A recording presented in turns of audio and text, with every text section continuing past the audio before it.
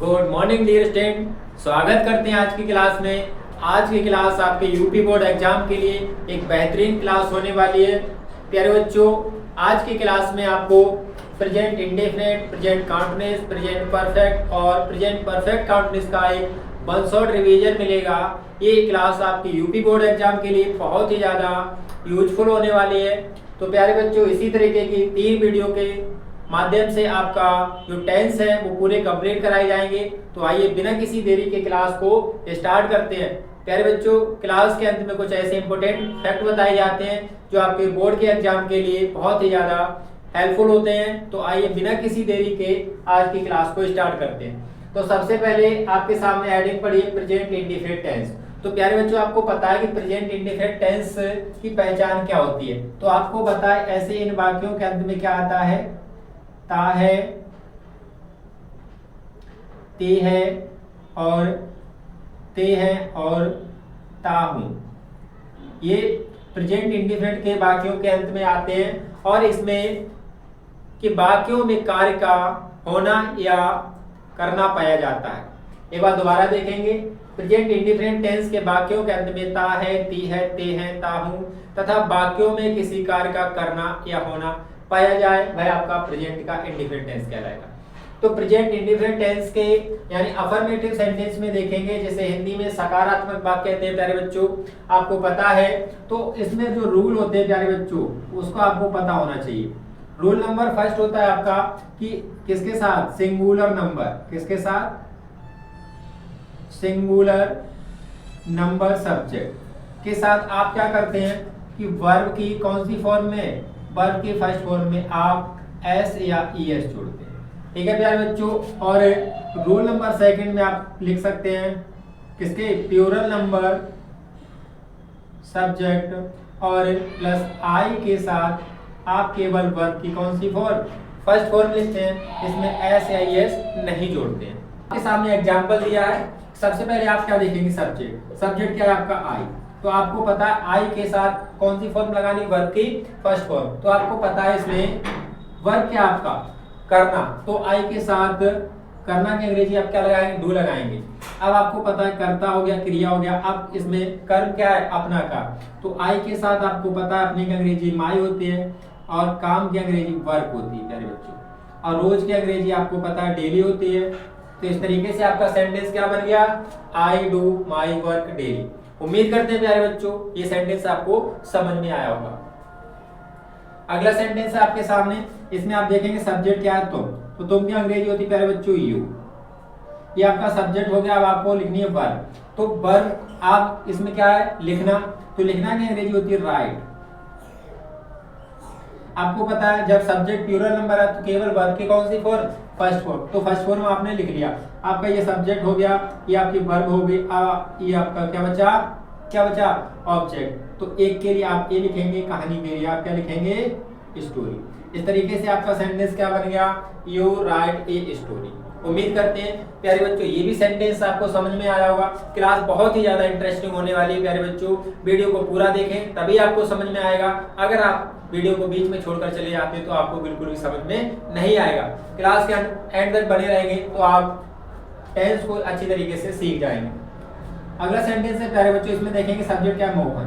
तो इसको आप लिख लेंगे, क्या लिख लेंगे, मोहन। आपको पता है ये सब्जेक्ट है, क्या है प्यारे बच्चों, सब्जेक्ट। अब आप सब्जेक्ट देखेंगे कौन सा है, मोहन। एक वचन है तो एक वचन के साथ वर्ब की फर्स्ट फॉर्म में एस या ईएस जोड़ेंगे। तो इसमें आपको पता है वर्ब क्या, जाना। तो जाना की अंग्रेजी होती है गो। अब एक वचन है तो इसमें क्या जोड़ेंगे, ईएस। क्या हो गया, मोहन गोज टू। अब इसमें देखो कर्ता क्रिया कर्म क्या है और क्या है, विद्यालय। तो विद्यालय की अंग्रेजी आप स्कूल लिख लेंगे। ठीक है। अब एक्स्ट्रा वर्ड जो बचा रोजाना, उसकी अंग्रेजी आप क्या लिखेंगे, डेली। आपका सेंटेंस क्या बन गया, Mohan goes to school daily. उम्मीद करते हैं प्रेजेंट इंडेफिनिट का अफर्मेटिव सेंटेंस आपको समझ में आ गया होगा। अगला सेंटेंस इसमें देखते हैं प्रेजेंट इंडेफिनिट का नेगेटिव सेंटेंस है। इसमें आप जैसे हिंदी में नकारात्मक वाक्य कहते हैं, इसमें आपको पता है क्या कि सिंगुलर नंबर किसके साथ, सिंगुलर नंबर सब्जेक्ट के साथ आप लिखेंगे डज नॉट। और प्लूरल नंबर किसके साथ, प्लूरल नंबर सब्जेक्ट के साथ आप लिखेंगे डू नॉट। और इसी में क्या आ जाएगा आपका आई। ठीक है। आई और प्लूरल नंबर सब्जेक्ट के साथ आप क्या लिखेंगे, डू नॉट। और इसमें पता है आपको इन दोनों के साथ वर्ब की कौन सी फॉर्म, वर्ब की फर्स्ट फॉर्म का उपयोग होगा। तो आपको पता है प्यारे बच्चों कि जो एग्जाम्पल है वह अपना पाठ याद नहीं करता है, तो इसमें सब्जेक्ट क्या वह है, तो वह की अंग्रेजी होती है ही। अब आपको पता है एक वचन है तो एक वचन के लिए आप क्या लगाएंगे, डज नॉट, क्योंकि इसमें नोट भी दिया है। तो ये क्या लिख गया आपका, ही डज नॉट। अब आपको पता है वर्ब क्या, याद करना, तो याद करना की अंग्रेजी होती है लर्न। और इसमें ऑब्जेक्ट क्या है, अपना पाठ, तो आपको पता है ही के साथ अपनी अंग्रेजी होती है हिज, और पाठ की अंग्रेजी होती है लेसन। तो प्यारे बच्चों ये सेंटेंस क्या बन गया आसानी से, he does not learn his lesson। उम्मीद करते हैं ये भी सेंटेंस आपको अच्छी तरीके से समझ में आया होगा। अगला सेंटेंस है प्यारे बच्चों नेगेटिव का है, हम अपने कपड़े नहीं धोते। इसमें सब्जेक्ट क्या है, हम, तो हम की अंग्रेजी होती है प्यारे बच्चों बी। ठीक है, आपको पता है प्लूरल है, तो प्लूरल के लिए आप क्या लिखेंगे, डू नॉट। क्या लिखेंगे, डू नॉट। अब वर्ब क्या है, धोना, तो धोना की अंग्रेजी होती है वॉश। ठीक है, क्या लिख गया, बी डू नॉट वॉश। अब देखो करता हो गया, क्रिया हो गई, अब क्या बचा, कर।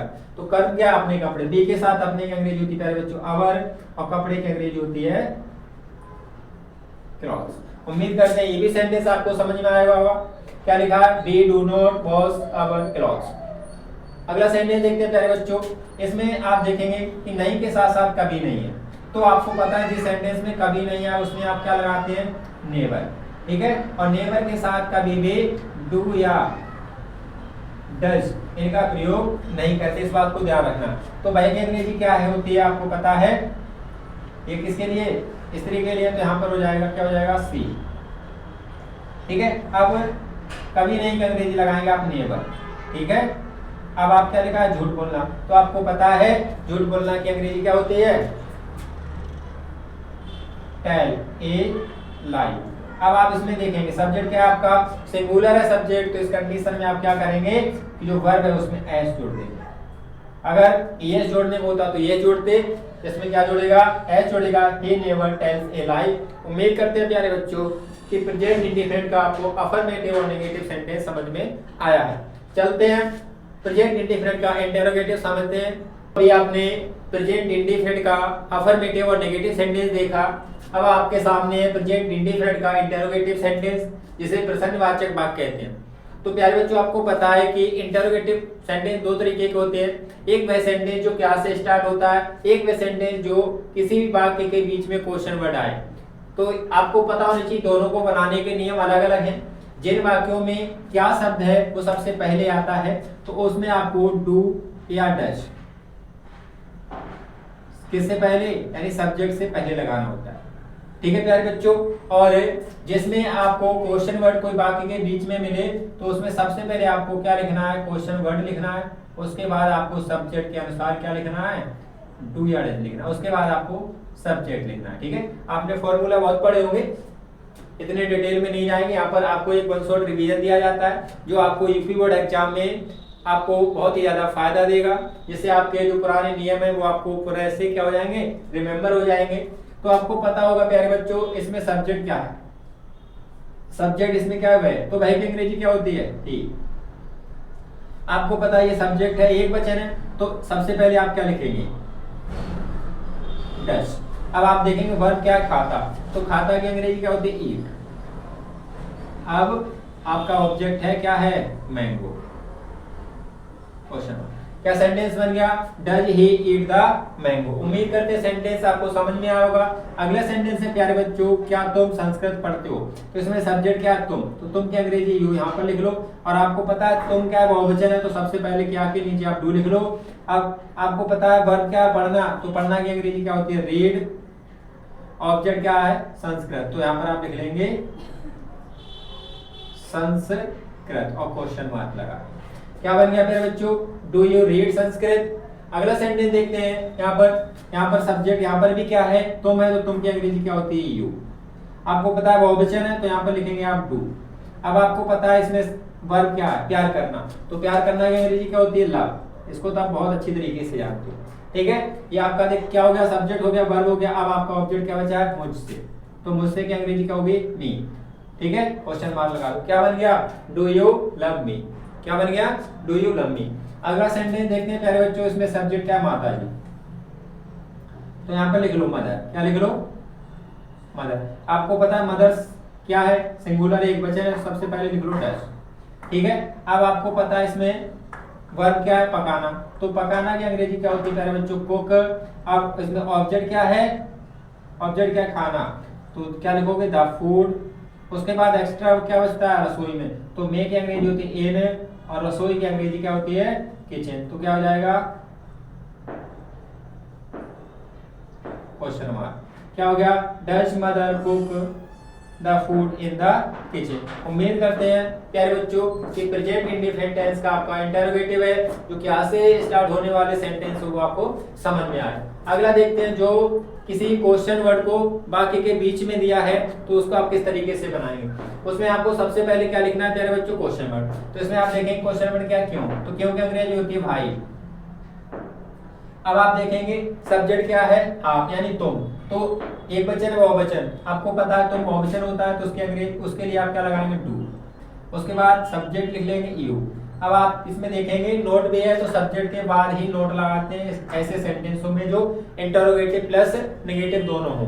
अब इसमें आप वर्ब देखेंगे, वर्ब क्या? जानना। तो जानना की अंग्रेजी होती है नाउन। ठीक है। अब ऑब्जेक्ट क्या? अंग्रेजी। तो यहाँ पे लिख लेंगे इंग्लिश। सेंटेंस क्या बन गया प्यारे बच्चों? Why do you not now English. अगला सेंटेंस है प्यारे बच्चों, बेहतरीन सेंटेंस है। सभी तरीके के आपको एग्जांपल के माध्यम से समझाया गया है कि कोई भी एग्जांपल जो आपको बोर्ड के एग्जाम में आपके लिए प्रॉब्लम ना बने। तो प्यारे बच्चों वीडियो को पूरा देखें तभी आपको समझ में आएगा। वीडियो को आधा अधूरा बीच में छोड़कर चले जाएंगे तो कुछ भी समझ में नहीं आएगा। तो यहाँ पर देखेंगे आप कितना। तो आपको पता है कि कितना और कितने। जैसे आप यहाँ पर देखेंगे हाउ मच या फिर हाउ मेनी और विच, ये तीन ऐसे शब्द हैं प्यारे बच्चों। हाउ मच का मतलब होता है कितना, क्या होता है? कितना। और हाउ मेनी का मतलब होता है कितने, जो कैसे हो? काउंटेबल हो।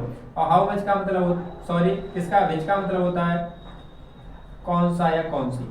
प्यारे बच्चों किसी भी सेंटेंस में आपको ये देखने को मिले कितना, कितने या कौन सा, तो जिनके बाद जो तुरंत नाउन क्या लिखा होगा? नाउन लिखा होगा वो इनके साथ आएगा। जैसे यहाँ पर देख लो, इसमें क्या? कितना। तो कितना की अंग्रेजी क्या होती है? How much. इसके बाद जो नाउन है क्या है? दूध। ये एक साथ लिखा जाएगा। कैसे लिखा जाएगा? How much milk. ठीक है प्यारे बच्चों। अब आपको पता है सब्जेक्ट क्या वह है, तो वह आपको पता है एक वचन है तो एक वचन के लिए यहाँ पे लिखेंगे डज, और वह की अंग्रेजी यहाँ पर आ जाएगी ही। और वर्ब क्या है? पीना। तो पीना की अंग्रेजी हो जाएगी ड्रिंक। उसके बाद क्वेश्चन मार्क। उम्मीद करते हैं प्यारे बच्चों ये भी सेंटेंस आपको समझ में आया होगा। अगला सेंटेंस आपके सामने, तुम कितने पेन खरीदते हो। तो इसमें भी आपको क्या मिला? कितने, और इसके बाद नाउन है पेन। तो एक साथ लिखोगे, क्या लिखोगे? How many. और पेन की अंग्रेजी यानी ज्यादा है तो पेन्स। How many pens. अब इसमें सब्जेक्ट देखो क्या? तुम। तो बहुवचन है तो यहाँ पर आएगा आपके लिए टू, और तुम की अंग्रेजी यू। अब वर्ब क्या? खरीदना। तो खरीदना की अंग्रेजी बाय। और उसके बाद क्वेश्चन मार्क। उम्मीद करते हैं प्यारे बच्चों ये भी सेंटेंस आपको अच्छी तरीके से समझ में आया होगा। अगला सेंटेंस है गांधी जी को कौन नहीं जानता। तो ये इसमें आप देखेंगे क्वेश्चन बन क्या? कौन। तो कौन की अंग्रेजी होती है प्यारे बच्चों? हु। क्या होती है? हु। सभी तरीके के एग्जाम्पल लिए गए हैं। वीडियो को पूरा देखेंगे तभी समझ में आएगा। यहाँ पर देखो, ध्यान से देखना क्या लिखा है? हु। अब आप देखेंगे ये आपको पता है कि हु सब्जेक्ट का भी काम करता है, क्वेश्चन का भी काम करता है। जब सब्जेक्ट का काम करेगा प्यारे बच्चों तो ये सिंगुलर होगा। तो यहाँ पर आप क्या लगाएंगे बताओ? देखो नोट भी है तो यहाँ पर आप लगाएंगे डज, और नहीं है तो नोट लिख लेंगे। ठीक है। वर्ब क्या है? जानना। तो जानना की अंग्रेजी आपको पता है क्या होती है? नाउन। KNOW। किसको? गांधी जी को। तो यहां पर लिख दो गांधी जी, क्वेश्चन मार्क लगा दो। हु डज, क्या लिखा है? Who does not know Gandhi ji, यानी क्या लिखा है? गांधी जी को कौन नहीं जानता। अगला सेंटेंस देखो इसी से रिलेटेड है। देखो इसमें क्या लिखा है? कौन। ठीक है। तो आपको पता है कौन की अंग्रेजी क्या होती है? हु। अब इसमें आपने देखा क्या दिया था? नहीं। तो इसके लिए आपने क्या लिखा? नोट। और नोट के साथ साथ इसमें क्या दिया? डैश। अब इसमें नहीं है तो आपको ध्यान रखना है ये अब किसका काम करेगा? ये सब्जेक्ट का। किसका काम करेगा? सब्जेक्ट का। वो भी कैसा? एक वचन है। तो आपको पता है जब एक वचन ये कर्ता का काम करेगा तो डज या डू नहीं आएगा। कौन सा है? ऐसे आपने अफर्मेटिव पढ़ा था, उसमें वर्ब के फर्स्ट फॉर्म में एस या ईएस जोड़ना होगा। तो इसमें आपको पता है वर्ब क्या? बुलाना। तो बुलाना की अंग्रेजी होती है कॉल।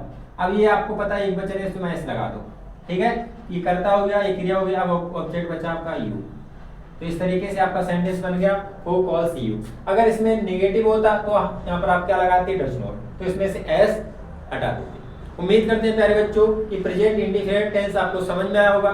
चलते हैं प्रेजेंट, आप कौन सा प्रेजेंट के बाद कौन सा आता है? प्रेजेंट कंटीन्यूअस टेंस को सीखते हैं।